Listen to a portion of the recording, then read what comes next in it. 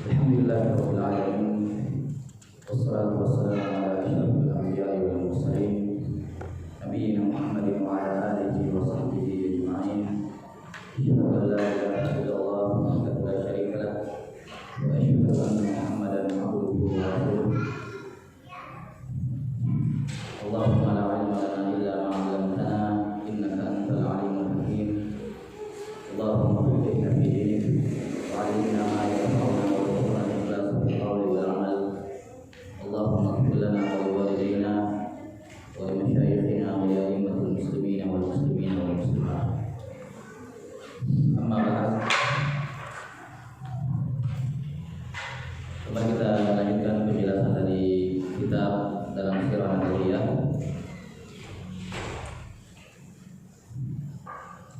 Kitab Mukhtasar Siratin Nabi sallallahu alaihi wasallam ashabihi al-asyara yang ditulis oleh Al-Hafidz Abdul Ghani Ibnu Abdul Wahid Al-Maqdisi rahimahullah yang wafat tahun 600 Hijriah.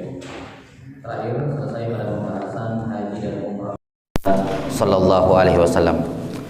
Selanjutnya kata beliau rahimahullahu taala, faslun fi ghazawatihi. Fasal berkenaan dengan perang yang diikuti oleh Rasulullah sallallahu alaihi wasallam. Nah, sebagaimana yang telah disebutkan sebelumnya bahwasanya bagian dari sirah nabawiyah adalah semua peperangan yang terjadi pada masa Rasulullah sallallahu alaihi wasallam, di mana Islam tersebar sampai ke timur dan barat. Ya, salah satu sebab terbesarnya adalah dakwah. Sebab terbesar, sebab paling pertama dan paling utama adalah dakwah. Baik dakwah dengan lisan ataukah berdakwah dengan tingkah laku, perilaku. Dan banyak negeri-negeri kaum muslimin yang negeri-negeri yang tadinya negeri kafir, negeri musyrik, kemudian memeluk agama Islam dalam keadaan sukarela. Contoh yang disebutkan oleh para ulama adalah negeri Yaman. Yaman bukan Yaman sekarang. Ya, Yaman sekarang itu terlalu sempit. Yaman di zaman dahulu, di zaman Nabi SAW, itu mencakup beberapa negara di sekitarnya. Ya, mencakup beberapa negara di sekitarnya. Iya. Nabi SAW mengutus ke Yaman 3 orang dai, Mu'ad bin Jabal, kemudian Ali bin Abi Thalib, juga Abu Musa al-Asy'ari. Dengan 3 sahabat ini, ya, disebutkan Yaman seluruhnya masuk ke dalam Islam tanpa ada paksaan sama sekali. Ya, masuk Islam seluruhnya, ya, tanpa ada paksaan, semuanya melalui dakwah.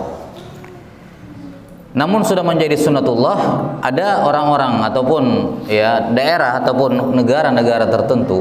Ya, kalau di zaman dahulu tidak ada negara tentunya, ya, yakni kabilah-kabilah tertentu yang menolak untuk masuk Islam, ya, menolak untuk masuk Islam, bahkan justru mereka malah mengobarkan peperangan terhadap Islam.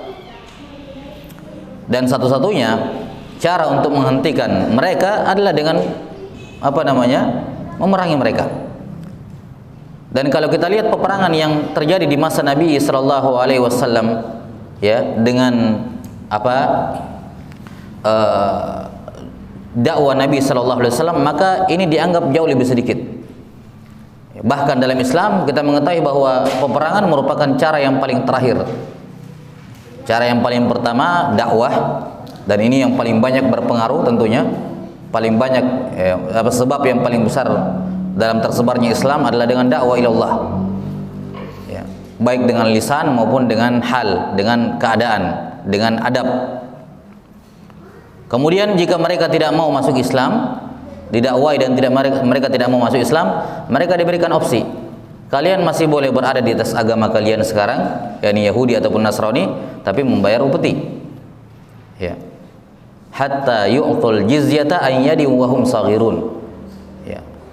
Sampai mereka membayarkan jizyah, ya, kepada kaum muslimin dalam keadaan mereka hina. Nanti tidak mau ini juga, baru kemudian fase yang ketiga, yaitu berperang. Maka kita bisa melihat bahwa ini merupakan fase yang terakhir.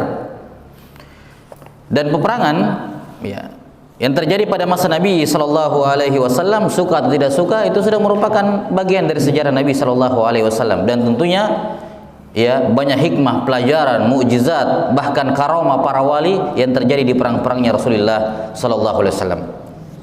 Karena itulah kita sudah sebutkan kemarin ucapan dari Ismail ibn Muhammad bin Sa'ad bin Abi Waqqas, cucunya Sa'ad bin Abi Waqqas radhiyallahu anhu, salah seorang dari 10 sahabat yang dijamin masuk surga. Ismail ibn Muhammad ibn Sa'ad bin Abi Waqqas.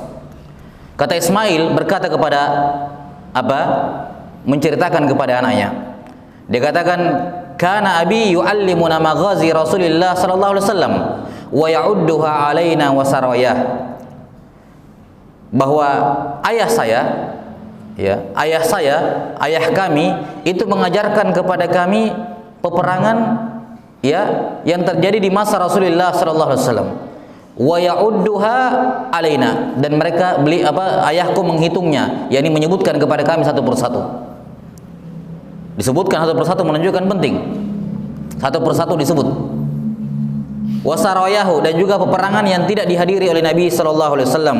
Kemudian ayahku berkata, "Ya bunai, hadhihi ma'athiru abaikum, fala tudayyi'u dzikraha." Wahai putraku, ini adalah peninggalan nenek moyang kalian, yakni Sa'ad bin Abi Waqqas, para sahabat yang lain. Maka janganlah kalian menelantarkan penyebutannya, yakni jangan kalian melupakannya. Jangan kalian melupakannya. Nah, maka mempelajari ghazawat Rasulullah sallallahu alaihi wasallam ini termasuk perkara yang penting dalam mengenal Nabi sallallahu alaihi wasallam, mengenal para sahabatnya, dan mengenal ya bagaimana sifat dari agama Islam. Kata beliau rahimahullahu taala, kata penulis, ghaza Rasulullah sallallahu alaihi wasallam binafsihi 25 ghazwah. Sebelumnya peperangan yang terjadi di masa Nabi sallallahu alaihi wasallam itu ada dua bentuk, ada dua jenis. Ada peperangan yang Nabi hadir sendiri di situ, hadir ikut dalam medan perang. Dan ada peperangan yang beliau tidak hadir, beliau hanya mengirim pasukan dan menunjuk salah seorang sahabat sebagai panglima perang. Perang yang langsung diikuti oleh Nabi sallallahu alaihi wasallam, beliau hadir di medan perang, itu namanya apa? Ghazwah. Ya, dinamakan apa? Ghazwah. Sementara perang yang Nabi tidak hadir di situ, beliau hanya mengirim pasukan kemudian ditunjuk salah seorang sahabat sebagai panglima, itu namanya sariyah. Ya, jadi bukan ghazwah tapi sariyah. Ya. Nah, perang yang langsung dihadiri oleh Nabi sallallahu alaihi wasallam ini terbagi menjadi dua lagi. Ya. Ada yang betul-betul terjadi peperangan, dan ada yang beliau sampai ke sana dan tidak terjadi peperangan, tapi tetap dianggap ghazwah, tetap dianggap apa? Perang. Kenapa? Karena Nabi hadir di situ, dan memang sudah ada perjanjian untuk berperang dengan musuh, tapi ternyata satu dan lain hal tidak jadi peperangan tersebut. Tidak jadi peperangan tersebut. Apakah karena kaum musyrikinnya berubah pikiran, ya, ataukah sebab-sebab yang lain? Jadi perang yang dihadiri Nabi SAW di lapangan ini terbagi menjadi dua. Ada yang betul-betul terjadi peperangan, dan ada yang tidak terjadi peperangan. Jelas ya? Dan dari semua perang-perang Nabi SAW yang beliau terjun langsung di lapangan dan berlangsung peperangan antara kaum musyrikin, hanya satu perang yang Nabi turun tangan langsung, yakni beliau betul-betul berperang. Kalau perang-perang yang lain, ketika terjadi bentrok antara kaum muslimin dengan kaum musyrikin, Nabi tentunya dilindungi oleh para sahabat, tidak pernah tersentuh oleh musuh. Satu-satunya perang beliau harus membela diri sendiri dengan tangannya langsung sampai beliau berdarah-darah hanya di satu perang, yaitu di perang Uhud. Hanya di perang Uhud. Selainnya Nabi aman, tidak pernah tersentuh oleh kaum musyrikin. Dilindungi oleh para sahabatnya. Taib. Ini gambaran global tentang peperangan Rasulullah sallallahu alaihi wasallam. Kata Abdul Ghani Al-Maqdisi rahimahullahu taala, kata beliau, perang atau Rasulullah sallallahu alaihi wasallam berperang sendiri sebanyak 25 kali peperangan. Maksudnya berperang sendiri, yakni yang beliau hadir di tempat, bukan sariyah, bukan yang beliau utus pasukan. Itu maksudnya binafsihi. Berperang sendiri yakni beliau hadir di ma'rakah, hadir di medan perang. Itu ada 25 peperangan. Wa hadza huwal masyhur, dan inilah yang kata beliau adalah pendapat yang masyhur. Inilah pendapat yang masyhur. Qalahu Muhammad bin Ishaq wa Abu Ma'syar wa Musa bin Uqbah wa ghairuhum.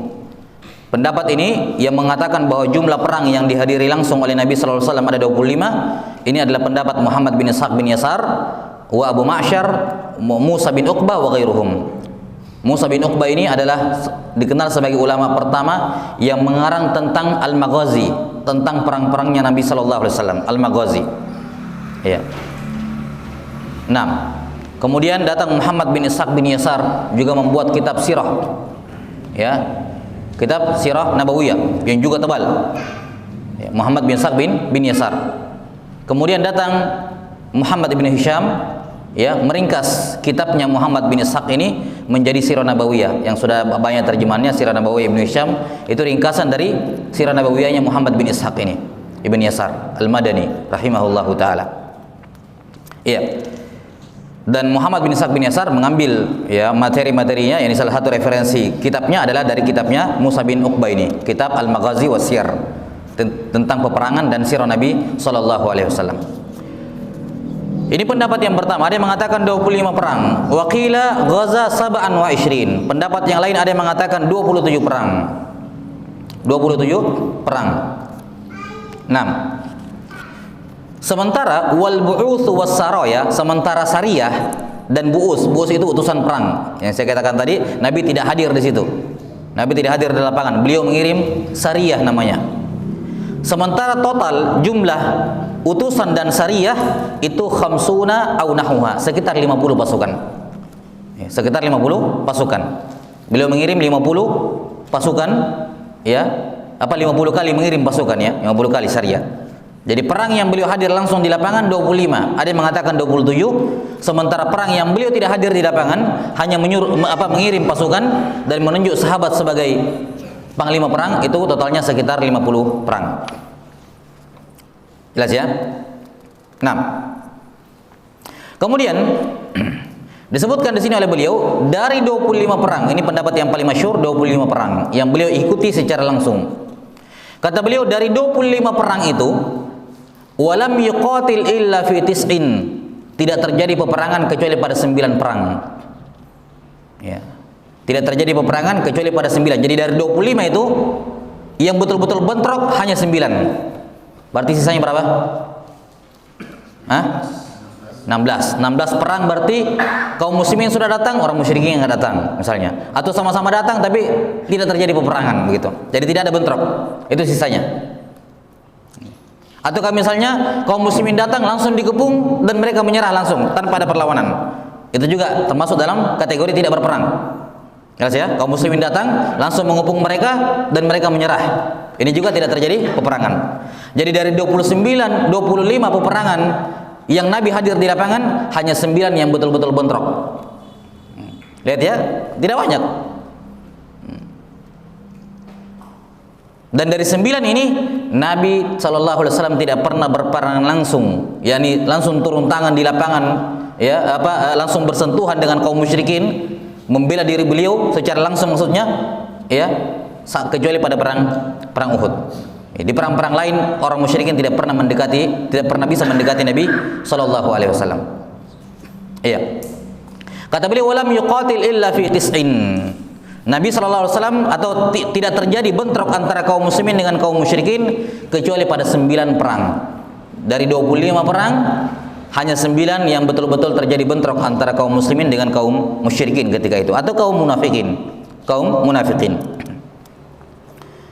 Baik. Kata beliau, apa 9 perang yang betul-betul terjadi bentrok di situ? Kata beliau yang pertama adalah Badar.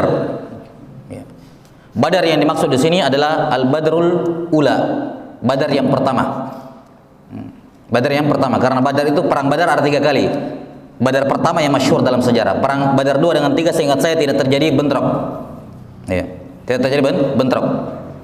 Ya, Badar kedua itu mereka mau membalas. Jadi setelah kalah di Badar pertama, kaum musyrikin mengumpulkan lagi pasukan untuk membalas kaum muslimin, tapi enggak jadi. Ya. Mereka sudah datang, kemudian mereka berpikir ulang, kemudian tidak jadi, membatalkan. Itu termasuk perang, tapi tidak terjadi bentrok. Ya, Badar yang dimaksud dalam buku-buku sejarah yang masyhur adalah Al-Badrul Ula, Badar yang pertama. Karena perang Badar 3 kali, cuman satu yang terjadi bentrok, Badar yang pertama. 6. Ini perang Badar. Perang Badar terjadi pada tanggal 17 Ramadan tahun kedua Hijriah. Perang Badar terjadi pada tanggal 17 Ramadan. Pada tahun 2 Hijriah. Di sini Allah Subhanahu wa taala menampakkan pertolongannya kepada kaum muslimin. Wa laqad nasarakumullahu bi Badrin wa antum adillah. Ya, dan Allah Subhanahu wa taala telah menolong kalian di perang Badar ketika kalian saat itu hina, yakni lemah. Kita tahu kaum muslimin cuma 313 orang dan kaum musyrikin 1000 orang. Perang Badar ini melawan apa? Kaum musyrikin yang dipimpin oleh siapa? Abu Sufyan, Sakhar ibn Harb radhiyallahu anhu, yang ketika itu masih musyrik. Ya, mertuanya Nabi sallallahu alaihi wasallam. Mertuanya Nabi yang kelak menjadi mertua Nabi sallallahu alaihi wasallam ketika beliau menikah dengan Ummu Habibah bintu Abi Sufyan. Ya. Jadi perang Badar dipimpin oleh siapa? Abu Sufyan, Sakhar bin Harb radhiyallahu anhu, yang beliau nanti belakangan masuk Islam pada saat Fathu Mekkah. Ya, belakangan masuk Islamnya di Fathu Mekkah. Taib. Di sini di perang Badar kaum muslimin meraih kemenangan yang mutlak, sebagaimana yang sudah kita sebutkan sebelumnya bahwa tidak pernah ada dalam sejarah kaum muslimin memenangi peperangan secara telak kecuali ketika jumlah mereka sedikit. Enggak pernah mereka menang ketika jumlah mereka berimbang atau jumlah muslim lebih banyak, tidak pernah menang. Kalaupun menang beda-beda tipis, yakni banyak korban juga. Tapi kemenangan yang mutlak diperoleh oleh kaum muslimin ketika jumlah mereka sedikit. Ya. Dan demikianlah apa? Demikianlah sifat pertolongan Allah Subhanahu wa taala. Sifat pertolongan Allah kepada kaum mukminin itu adalah ketika musuh-musuh Allah taala sudah berada di puncak-puncaknya. Secara hitung-hitungan di atas kertas tidak mungkin mereka dikalahkan. Tidak mungkin, mustahil. Secara hitung-hitungan di atas kertas dari sudut pandang manapun mereka tidak mungkin dikalahkan. Ya. Jelas ya? Sampai ketika mereka sudah berada di puncak-puncaknya, Allah menjatuhkan mereka tanpa bantuan siapa-siapa. Ya. Kalau kita lihat semua peristiwa kejadian dari nabi-nabi sebelumnya, orang-orang musyrikin yang mendustakan para nabi, mereka banyak atau sedikit? Banyak. Dan kebanyakan kisah para nabi bagaimana? Mereka kabur keluar dari kampungnya, dikejar dan seterusnya. Minoritas jumlah mereka. Dan bagaimana keadaan kaum musyrikin ketika mereka dihancurkan oleh Allah? Sedang jaya-jayanya, sedang besar-besarnya, ya kan? Dan tidak ada yang menduga mereka akan hilang dari muka bumi ini saat itu. Firaun contohnya, sebagaimana yang sudah kita sebutkan pada pertemuan sebelumnya. Ya, maka perang Badar ini, sebagaimana beberapa perang-perang yang lain, mengajarkan kepada kita bahwa kekuatan kaum muslimin itu pada akidah mereka, pada keimanan mereka, pada ketaatan mereka, bukan pada kuantitas mereka. Ya, bukan pada banyaknya mereka, bukan pada alutistanya mereka, bukan pada hal-hal yang bersifat materi, yang bersifat kebendaan. Enggak. Kekuatan kaum muslimin itu bukan sesuatu yang bersifat kebendaan, tapi ya, sesuatu yang tidak terlihat, yaitu pertolongan Allah Subhanahu wa taala. Dan pertolongan Allah hanya bisa diperoleh dengan iman dan takwa. Ya. Dalam perang ini kaum muslimin berhasil membunuh terbunuh 70 orang pimpinannya kaum musyrikin, termasuk Abu Jahal. Ya. Dan juga Uqbah bin Abi Mu'aid, yang menjadi sebab turunnya ayat dalam surah Al-Mudaththir. Innahu fakkara wa qaddar faqutila kaifa qaddar thumma qutila kaifa qaddar thumma nadhar thumma abasa wa basar thumma abasa wa basar thumma adbara wastakbar wa qala in hadza illa sihru yu'thar in hadza illa qaulul bashar sauslihi saqar, kata Allah, aku akan masukkan dia, si Uqbah ini, dalam neraka. Nah, ini salah satu petinggi kaum musyrikin ketika itu. 70 orang dari pimpinan kaum musyrikin terbunuh dalam perang Badar, dan 70 orang lain ditawan. 70 orang lain ditawan. Salah satu yang ditawan adalah paman Nabi sallallahu alaihi wasallam, Al-Abbas bin Abdul Muttalib, yang ketika itu belum masuk Islam. Di perang Badar Al-Abbas belum masuk Islam. Beliau termasuk yang ditawan ketika itu. Kemudian dibebaskan oleh Nabi sallallahu alaihi wasallam. Ya, dan beliau pun masuk Islam. Beliau pun masuk Islam. Taib, ini perang yang pertama, dan tentunya kita di sini bukan berbicara mengenai detail perang Badar, itu bisa dibaca di buku-buku sirah. Ini buku sirah dasar, ya, bukan tempatnya merinci kejadian-kejadiannya. Ya, tapi ini secara global kejadian di perang Badar. Kemudian perang yang kedua yang terjadi bentrok di situ adalah Uhud, perang Uhud. Perang Uhud terjadi pada bulan Syawal tahun ketiga Hijriah, tahun depannya. Tahun depan. Bulan Syawal tahun ketiga Hijriah. Di sini kaum musyrikin membalas dendam. Membalas dendam akan kematian Abu Jahal, ya. Kematiannya Uqbah bin Abi Mu'ayth dan petinggi-petinggi kaum musyrikin ketika itu. Dan di Uhud ini banyak sekali ibrah dan pelajaran. Walaupun kaum muslimin di sini betul-betul terpukul, ya. Kita katakan ini adalah satu-satunya perang di mana Nabi sallallahu alaihi wasallam habis-habisan sampai beliau berdarah, ya. Wa kasrat rubaiyatuhu. Rubaiyah itu gigi depan sini nih. Patah gigi depan beliau. Ya. Gigi depan beliau. Sampai-sampai banyak korban yang terbunuh dari kaum muslimin. Salah satu yang terbunuh adalah siapa? Yang masyhur Hamzah bin Abdul Muttalib, paman Nabi sallallahu alaihi wasallam. Ya, paman Nabi sallallahu alaihi wasallam Hamzah bin Abdul Muttalib terbunuh di perang ini. Nah, dan itu menjadi pukulan yang sangat besar bagi pasukan kaum muslimin. Kemudian ada orang-orang munafik di sela-sela mereka menghembuskan hoax. Dia katakan Muhammad telah meninggal, telah terbunuh dalam perang ini. Saking kacaunya ketika itu. Ya, maka sebagian kaum muslimin sudah down mentalnya. Maka Nabi SAW dalam perang Uhud, perhatikan, dalam perang Uhud itu beliau memakai baju besi 2 lapis, bukan 1 lapis, 2 lapis. Ya. Kita bisa bayangkan beratnya itu baju besi. Beliau pakai 2. Ini menunjukkan beliau bukan manusia kebal. Enggak ada yang namanya ilmu kebal dalam Islam. Nabi SAW perang, beliau bukan buka baju. Beliau pakai baju besi bahkan 2 lapis untuk melindungi tubuh. Ya.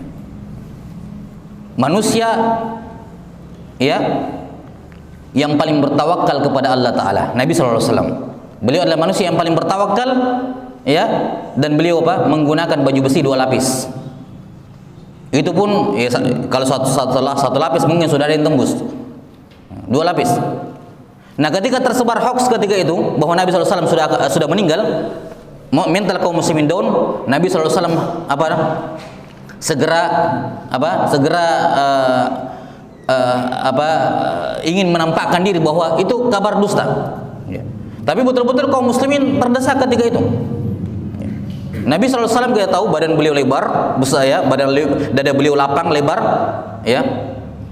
Sampai-sampai ada sebagian sahabat yang di belakang Rasulullah sallallahu alaihi wasallam. Ya. Di belakang Rasulullah sallallahu alaihi wasallam. Kemudian ketika kabar tersebut tersebar, Nabi SAW berusaha untuk naik ke sebuah batu. Di batu ini semua orang bisa lihat, semua kaum muslimin bisa lihat. Tapi beliau tidak kuat naik ke atas batu besar itu. Kenapa? Tenaga sudah habis, plus ini baju 2 lapis, berat sekali. Beliau tidak kuat manjat. Maka Thalha bin Ubaidillah radhiyallahu taala anhu kemudian duduk dan menjadikan punggungnya sebagai tapak kaki untuk Nabi sallallahu alaihi wasallam supaya beliau bisa naik ke batu tersebut. Beliau pun menginjak punggung Thalha radhiyallahu an, kemudian naik ke atas batu tersebut dan memperlihatkan bahwa saya masih hidup. Maka semangat kaum muslimin kemudian naik kembali dan melanjutkan peperangan. Ya.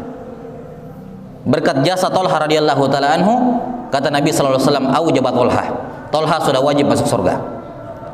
Gara-gara apa? Cuman bantuin Nabi naik ke batu. Hal itu dikarenakan pertolongan itu atau pahala dari suatu kebaikan itu bukan dilihat dari kuantitasnya, jumlahnya, besarnya, tapi dilihat momennya. Pertolongan biar kecil, kalau momennya pas, sangat-sangat dibutuhkan, maka pahalanya lebih besar dibandingkan pertolongan yang besar tapi momennya kurang pas. Itulah alasannya kenapa sedekahnya sahabat yang masuk Islam dan berhijrah sebelum Hudaybiyah, sedekah mereka seperti satu genggam korma, lebih besar pahalanya dibandingkan satu gunung Uhud orang yang masuk Islam setelahnya. Kenapa? Sebelum Hudaybiyah kaum muslimin butuh-butuhnya dana, butuh-butuhnya bantuan. Maka siapa saja bersedekah di situ, dia bersedekah di momen yang pas dibutuhkan. Sementara setelah Hudaybiyah kaum muslimin sudah mulai besar. Sudah banyak ya, ada harta ghanimah, dan sehingga orang yang bahkan dia bersedekah dengan satu gunung emas tetap diberikan pahala, tapi tidak sama dengan yang satu genggam tadi. Jelas ya? Maka di sini menunjukkan, dan ini bagi siapa yang ingin ya mengeluarkan berinfak hartanya di jalan Allah Taala, jangan dia lihat nominalnya, tapi dia melihat apa-apa yang sesuai dengan dengan waktu yang dibutuhkan. Ketika saat betul-betul dibutuhkannya, lantas dia menginfakkan hartanya ke situ, itu bernilai lebih besar. Bernilai lebih besar. Jelas sampai sini ya? Ya. Misalnya dalam suatu kegiatan yang baik, ya, apakah masjid atau yang semacamnya, ketika dibutuhkannya donatur untuk pembangunan, tidak ada, maka dia menjadi donatur di situ, maka bernilai besar dibandingkan ketika sudah ramai banyak donatur, sudah banyak donatur, kemudian dia juga menjadi donatur dengan jumlah yang lebih besar. Kita katakan tetap ada pahala, tapi tidak sama dengan ketika jarang, ketika kurang. Kenapa? Itu momen dibutuhkan. Itu momen ketika dibutuhkan. Nah, ini perang Badar. Di perang Badar ini ya, ada 70 orang sahabat radhiyallahu taala anhum ajmain yang terbunuh. Perang Uhud. Ada 70 orang sahabat Nabi sallallahu alaihi wasallam yang terbunuh, termasuk Hamzah ibnu Abdul Muttalib. Ya. Di mana beliau meninggal dalam keadaan junub. Dan kata Nabi sallallahu alaihi wasallam, beliau dimandikan oleh para malaikat. Para malaikat. Di sini ada banyak karomah para wali, termasuk karomahnya Hamzah bin Abdul Muttalib ini, radhiyallahu taala anhu. Nah, dan kita katakan di sini perang Uhud adalah satu-satunya perang di mana beliau langsung bentrok dengan kaum musyrikin. Beliau secara langsung. Kalau sebelum-sebelumnya beliau dilindungi oleh para sahabat, tidak pernah sampai kaum musyrikin mendekati beliau. Tapi di perang Uhud betul-betul beliau patah retak gigi depan beliau, ya, kemudian patah persendian beliau di tangannya, ya. Nah, kata beliau, perang yang ketiga adalah wal Khandaq, perang Khandaq. Khandaq ini terjadi pada tahun kelima Hijriah di bulan Syawal. Perang Khandaq ini perang yang terjadi di tahun kelima di bulan Syawal. Nah, dinamakan juga dengan Ghazwah Al-Ahzab, perang melawan sekutu.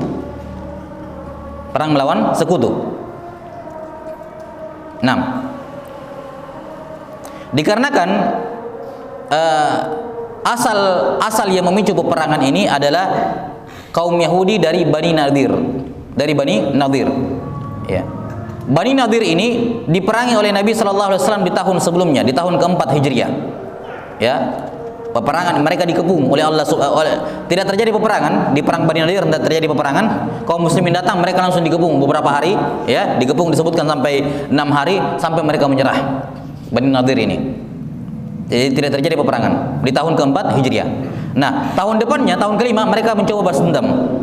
Bani Nadir ini, ya, suku Yahudi, ya, Bani Nadir. Mereka mencoba balas dendam dengan cara menghasut, ya, dan meminta bantuan dari kaum musyrikin. Dia datang ke Quraisy, dia keliling ke kabilah-kabilah kaum musyrikin meminta bantuan untuk memerangi Nabi Muhammad SAW. Makanya dikatakan perang sekutu, karena bersekutu antara orang-orang Yahudi dengan kaum musyrikin. Ya, dan kisahnya masyhur tentunya tentang perang Khandaq ini, di mana Salman Al-Farisi radhiyallahu anhu memberikan ide kepada Nabi SAW untuk membuat Khandaq.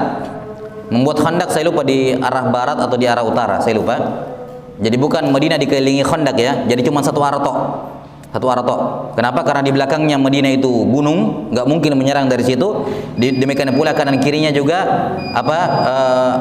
saya lupa dalam ini disebutkan, juga tidak memungkinkan menyerang dari situ. Jadi satu-satunya yang mereka bisa menyerang dari arah sini. Maka hanya di sini yang dibuat Khandaq. Ya, yang mana lebarnya tidak bisa dilompati oleh kuda dan kedalamannya kalau kuda sudah jatuh tetap tidak bisa naik ke atas. Ya, ini ide dari Salman Al-Farisi radhiyallahu taala anhum.